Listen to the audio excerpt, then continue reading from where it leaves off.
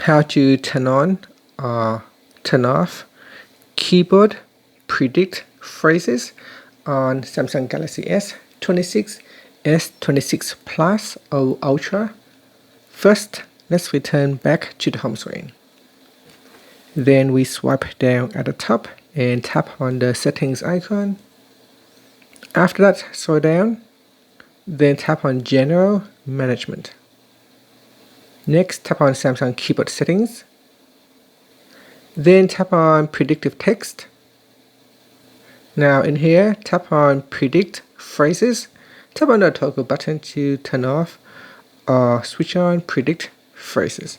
Now it is part of the predictive text.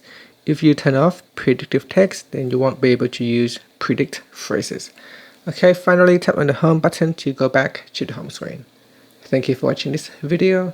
If you find it helpful, please like and subscribe to my channel for more videos.